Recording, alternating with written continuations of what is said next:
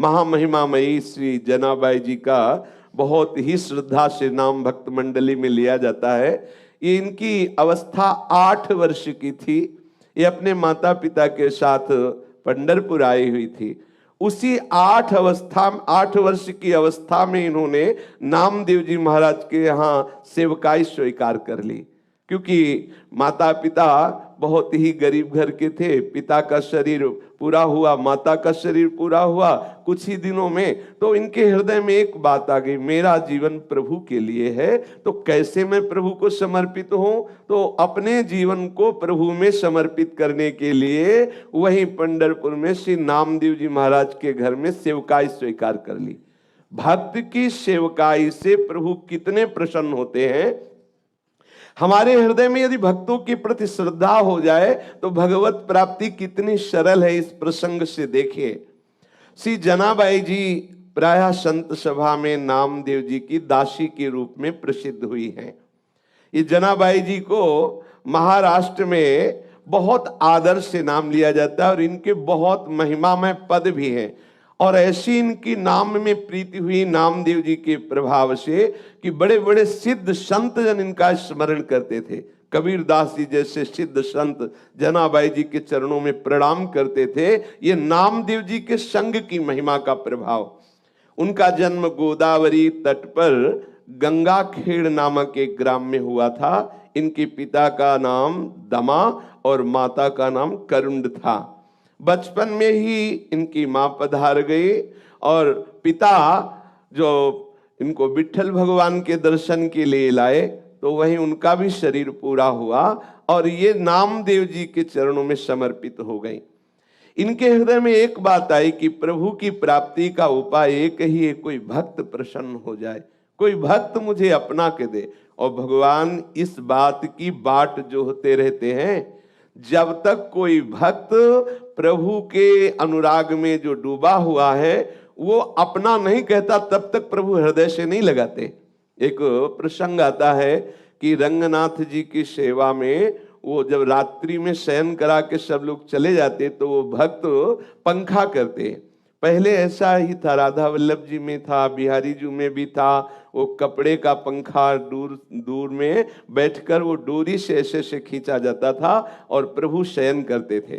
तो वो पूरी रात पंखा जलते और नाम स्मरण करते। एक दिन ठाकुर रंगनाथ जी बाहर आए और कहा, तुम्हें कष्ट नहीं होता, पूरी रात पंखा जलते रहते हो? बोले, नहीं प्रभु, हमें बड़ा सुख मिलता है। अब तो प्रभु से बातें होने लगी तो और सुख मिलने लगा। एक दिन उन्होंने प्रभु से कहा, प्रभु जब इतने आप नजदीक आ गए हैं एक बार मुझे हृदय से लगा लो। उनका नहीं, तुम्हारी निष्ठा तुम्हारी सेवा देखकर मैं प्रसन्न हूं, मैं तुमसे बात करूंगा, तुम्हारे सामने आऊंगा, पर तुम्हें छूंगा नहीं, हृदय से नहीं लगाऊंगा। बोले, प्रभु कारण क्या? क्या आपके दर्शन के बाद भी कोई मलिनता बाकी रहती है? प्रभु ने कहा, मलिनता का विषय नहीं, लेकिन मैं आलिंगन उसी का करता हूं, हृदय से उसी को लगाता हूं जिसको मेरा भक्त हृदय से लगा लेता है। बोले, फिर तुम्हारी सेवा करने का मतलब क्या रहा? अब मैं भक्त की सेवा करूंगा। फिर उन्होंने किसी भक्त के यहाँ गौशाला में जाके सेवा की। एक दिन वो गौएं चराने गए हुए थे, बहुत जोर की वर्षा हुई, गौएं वापस आ गई और वो आ नहीं पाए, भींज गए, शरीर उनका कांप रहा था। एक वृक्ष की आड़ में छुपे हुए थे। वो भक्त जी गए अपने परिकर के साथ और उन्हें पुकार रहे थे। फिर कहा, मेरे ग्वारिया, ओ मेरे ग्वारिया। वो निकल के आए, चरणों में प्रणाम किया और शाम के ही भाग पड़े और आके फिर रंगनाथ जी का पंखा करने लगे। जब रात्रि हुई तो रंगनाथ जी निकल कर आए और हृदय से लगा लिया। केवल वो सुनना चाहते थे कि प्रभु ने कहा है कोई भक्त हृदय से लगाए, भक्त कोई अपना कहे, मेरा ग्वारिया। और भींजा हुआ शरीर देख के, अरे तुम इतनी ठंडी में कांप रहे हो, ऐसे हृदय से लगाया। तो देखो ठाकुर जी ने हृदय से लगा लिया। जनाबाई जी के हृदय में भगवत प्रेरणा से बात आ गई थी कि कोई भक्त हम पर कृपा कर दे तो हमें भगवान का साक्षात्कार हो जाए। इसलिए उन्होंने सेवकाई स्वीकार कर ली नामदेव जी के यहाँ, और अन्य आश्रय कोई रह नहीं गया था। नामदेव जी निरंतर भजन परायण, निरंतर नाम में डूबे रहते थे। नामदेव जी जैसे महात्मा की सेवकाई मिल जाए, ये तो प्रभु की सेवकाई से भी बढ़कर के है। देखो, देवर्षि नारद जी ने जब अपने चरित्र का वर्णन भगवान व्यास देव जी को सुनाया तो उसमें बताया कि यद्यपि मैं 5 वर्ष का बालक था, मुझे बिल्कुल कोई ज्ञान नहीं था, मेरी माँ भी बहुत ही अज्ञानी थी, वो तो केवल ब्राह्मणों के यहाँ दासी भाव से सेवा करती थी, उसी से मेरे उदर का पोषण होता था। तो ऐसा नहीं कि कोई माँ बहुत संस्कारी भजनानंदी थी तो मेरे हृदय में भजन के संस्कार थे, ऐसा नहीं था। लेकिन 4 महीने भगवत प्रेमी महात्माओं का संग मिला, उनकी जूठन पाने को मिली, उनकी सेवा करने को मिली, उसी से मेरे अंतःकरण का संपूर्ण मल नष्ट हो गया। और भगवत साक्षात्कार करने की विकलता से जब मां पधार गई तो मैं एकांत जंगल में गया, वहां मुझे प्रभु के दर्शन हुए और फिर प्रभु का आदर्शन असहनीय हो गया।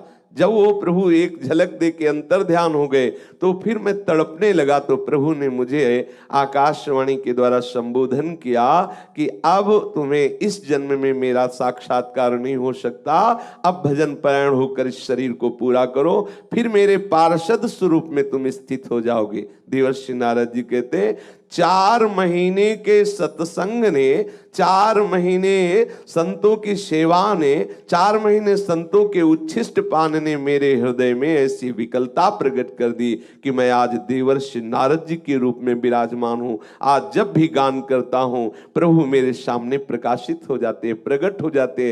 अब आदर्शन की बात ही नहीं रही, हर समय वो हमारे हृदय में, जिह्वा में नाम रूप से और नेत्रों में रूप रूप से, हृदय में अनुराग रूप से प्रभु ही प्रभु विराजमान है।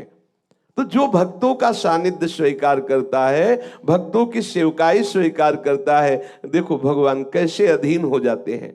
अब जनाबाई जी के हृदय में एक ही बात थी कि मैं नामदेव जी को प्रसन्न कर लूं। नामदेव जी के पूरे परिवार के कपड़े धोना, पूरे परिवार के लिए आटा पीसना, पूरे परिवार के लिए भोग तैयार करना, पूरे परिवार के लिए हर समय अपने प्राणों को समर्पित किए हुए तन्मयता पूर्वक सेवा करना। बर्तन मांज रही हैं, कपड़ा धो के ला रही हैं, झाड़ू पोछा कर रही हैं। आप सोचो पूरे परिवार की स्वयं सेवा करती। उनकी सेवा में एक बड़ा आनंद प्रकट होने लगा। वो इस भाव से कि नामदेव जी की जिस दिन कृपा दृष्टि हो गई उस दिन मुझे भगवत साक्षात्कार हो जाएगा। अब नामदेव जी की सेवा प्रभाव से निरंतर नाम चलने लगा। भजन न होई संग बिनु।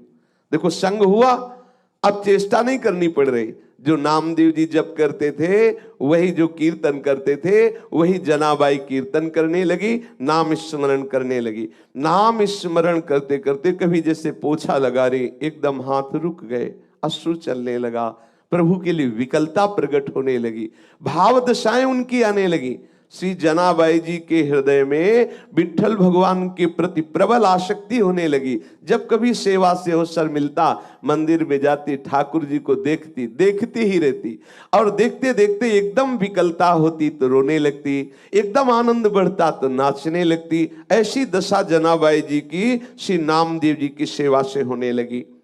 जनाबाई जी जब झाड़ू देती, बर्तन मांजती, कपड़े धोती, जल भरती, चक्की पीसती, ये सभी कार्य करते हुए सावधानी ये रखती कि सेवा में त्रुटि न हो और नाम विस्मरण न हो।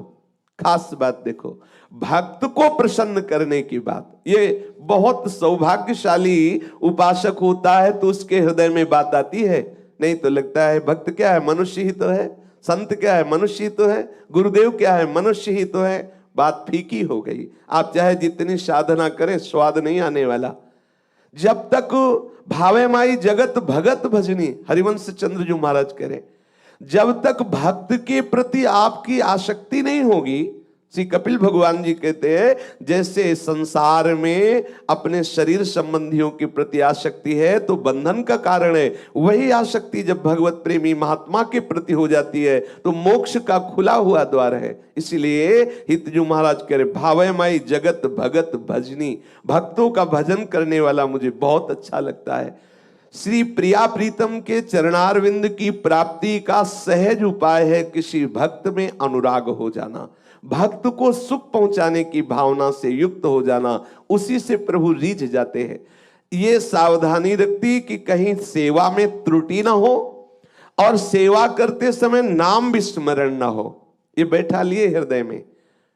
चक्की पीसना, पोछा लगाना, सोहनी लगाना, बर्तन मांजना, कपड़े धोना, सारी सेवा वृद्धि करते हुए सेवा में त्रुटि ना हो कि भाई नाम में हमारी प्रीता बढ़ रही तो सेवा छूट गई। सेवा में वो भाव नहीं रहा, कहीं यहां सोहनी लगा दी, कहीं वहां लगा दी, कूड़ा पड़ा, ऐसा नहीं। साधक जब सोहनी लगाएगा तो सोहनी लगाना ही बता देगा साधक किस कोटि का है। जब पोछा लगा रहा है तो बता देगा कि ये पोछा, वो बता देगा कि किस कोटि का साधक है, क्योंकि उसकी वृत्ति, वो जो भी कार्य करेगा बहुत सुंदर करेगा। यानी कि पात्र मार्जन कर रहा है तो जूठन लगी हुई है या वो स्वच्छ नहीं हुआ। आप देखना जो उत्तम साधक हैं, देखना एक एक चीज उनकी जो भी सेवा पद्धति होगी बिल्कुल स्वच्छ पवित्र, क्योंकि वो एकदम एकाग्र होकर भावपूर्वक प्रीतम को सुख पहुंचाने की भावना से युक्त होते हैं। इसलिए तो श्री जनाबाई जी के हृदय में एक खास बात थी कि सेवा में कहीं त्रुटि ना होने पावे, सेवा कहीं छूटने ना पावे, और भगवत स्मरण का तार सतत चलता रहे। ये बहुत खास बात है। अपने लोगों ने मान्यता बैठा ली है कि सेवा करते समय हम भगवत विस्मरण कर लेते हैं, भजन तो एकांत में होता बैठकर। ये अभ्यास गलत है। देखो गोपीजन इसी अभ्यास से लाल बिहारी को अधीन कर लिया। वो पोछा लगा रही है, घर में धान कूट रही है, और मथानी में डाल करके दही का मंथन कर रही है, या बच्चों को गोद में बिठा कर दुलार कर रही है, या रसोई कर रही है, या पति की सेवा। ये सब बिल्कुल लौकिक व्यवहार जनित चेष्टाएं, लेकिन चिंतन श्री कृष्ण चरणारविंद का क्या हुआ, परमहंसों के भी द्वारा पूज्य हुई गोपीजन। ये बहुत खास बात है। आप जो भी कार्य कर रहे हैं वो प्रभु की प्रसन्नता के लिए हो, क्योंकि नामदेव जी की सेवा किस लिए कर रहे हैं, भक्त प्रसन्न हो जाए तो प्रभु रीझ जाए। मुख्य उद्देश्य उनका प्रभु प्रसन्नता है, इसलिए सावधानी पूर्वक भक्त की आराधना में लगिए। हमारे हृदय में ये बात बिल्कुल बैठ जानी चाहिए कि जो भी कार्य हो सांगोपांग हो और भगवत स्मृति परायण हो। कार्य में प्रमाद नहीं होना चाहिए कि ये कोई भजन है क्या, हम सोनी लगा रहे हैं, बर्तन मार्जन कर रहे हैं, या जो भी व्यवहार का कार्य कर रहे हैं वो अपने इष्ट की प्रसन्नता के लिए कर रहे हैं, इसलिए सांगोपांग होना चाहिए। बर्तन जब पार्षद हम मार्जन करें तो देखते ही लगे क्या अच्छा लगे देखते हुए। हमने देखा है गुरुजनों को सेवा कर रहे हैं, सोहनी सेवा तो एकदम स्वच्छ, पोछा लगा रहे थे। पंडित गया प्रसाद जी के लिए आया कि वो जो पोछा लगाते थे उस पोछा को भी धो करके जब फैलाते तो प्रणाम करते थे, सोहनी को भी प्रणाम करते, और जब वो पोछा लगाने लायक न रह जाता तो गिरिराज जी की तलहटी में रज में जाके उसको ऐसे और रो रो के कहते आपकी कृपा से प्रभु की सेवा बन गई। सोहनी से कहते, पोछा से कहते। उनकी दृष्टि में सोहनी और पोछा कोई साधारण वस्तु नहीं, भगवत प्रीति प्रदान करने वाली। ऐसे जनाबाई श्री नामदेव जी की सेवा में मगन रहने लगी। एक क्षण के लिए भी भगवत विस्मृति नहीं, और सेवा में पूरी सावधानी की, कहीं सेवा में त्रुटि न हो जाए, कहीं हमारी जो अंदर की वृत्ति है वो इस तरह न डूब जाए कि सेवा छूट जाए। क्योंकि सेवा भक्त की प्रसन्नता के लिए, और भक्त की प्रसन्नता से हमारे विठ्ठल भगवान रीझ जाएंगे, ये हृदय में धारणा। और भगवान नाम का ऐसा प्रभाव हुआ कि अब उनके आंसू नहीं रुकते। सोहनी लगा रहे, अश्रुप प्रवाह हो रहा, बर्तन मांज रहे, अश्रुप प्रवाह हो रहा। देखो कैसी कृपा हुई भक्त संग की, जिसकी बड़े बड़े साधु जन उपासक जन आकांक्षा करते, वो जनाबाई को प्राप्त हो रहा है। वो कभी रोते रोते सेवा करते करते एकदम व्याकुल हो जाती, हा विठ्ठल, हा विठ्ठल, हा पांडुरंगा, ऐसे पुकार पड़ती। प्रभु के लिए प्रत्येक चेष्टा करने वाले के हृदय में विकलता आ ही जाती है। जहां थोड़ी चेष्टाएं प्रभु के लिए है और थोड़ी चेष्टाएं स्वसुख वांछा की है, उपासक है, लेकिन ये व्याकुलता नहीं आएगी। जैसे प्रश्न होता है कि हम प्रभु के लिए कब व्याकुल होंगे, तो पकड़ो ये बात, जो भी आप सेवा, चेष्टा, व्यापार, नौकरी, व्यवहार जो भी करते हैं वो प्रभु की प्रसन्नता के लिए सांगोपांग करें, और सावधानी ये रहे कि अंदर से भगवत स्मृति का तार ना टूटने पावे। फिर आप देखना सेवा करते करते व्याकुलता आने लगेगी। आप विकल होकर बीच में एकदम पुकार उठेंगे, हाँ प्रभु कब मिलोगे। ये व्याकुलता तभी आती है। अपने लोगों को क्या है, थोड़ी देर तो भजन साधन करते हैं, इसके बाद स्वसुख वांछा की चेष्टा करते हैं। आप देख लेना, अपने सुख की, शरीर सुख की, इंद्रिय सुख की चेष्टाएं जो करते, वही व्याकुलता नहीं होने देती।